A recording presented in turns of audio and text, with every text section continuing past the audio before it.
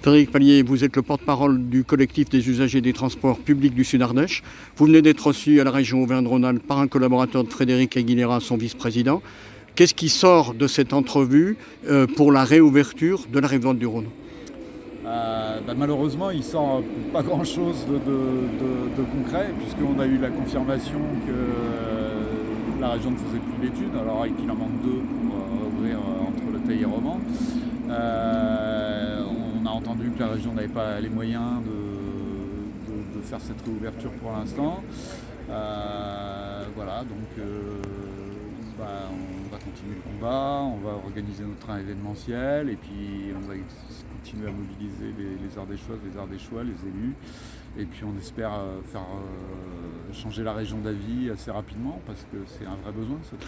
La réouverture de la gare du Teil est prévue pour fin 2026. Est-ce que dans ce cadre-là, vous avez plaidé pour la réouverture des gares de Viviers et de Bourg-Saint-Andéol? Ça vous semble possible? Alors, oui, ce serait même tout à fait opportun, voire même une nécessité.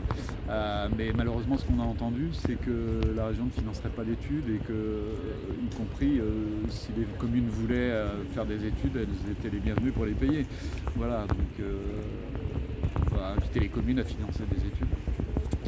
Vous avez une réunion très prochainement avec les élus de la rive droite du Rhône, les élus ardéchois, fin mai au Pouzin. Qu'est-ce que vous attendez de cette rencontre justement avec les élus?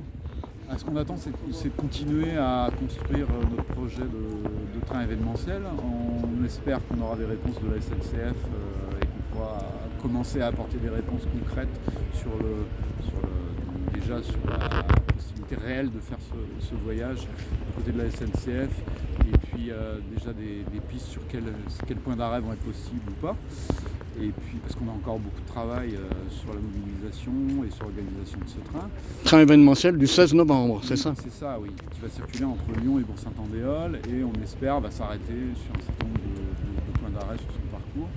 Alors on est sûr qu'il s'arrêtera sur les points qui sont des gares encore utilisées avec des quais. Pour les autres, ça va faire l'objet d'une discussion avec la SNCF. On espère que la SNCF va soutenir et faire tout son possible pour qu'on puisse s'arrêter au maximum de points d'arrêt. Et puis quand on voit l'enthousiasme que pour l'instant le projet suscite auprès des élus, on se dit que ça va continuer à se développer et on ne désespère pas que la région changera d'avis assez rapidement devant la demande et devant le fait que c'est une ligne qui est sous-utilisée et que c'est pas possible de laisser une ligne train sous-utilisée comme ça devant de tels besoins.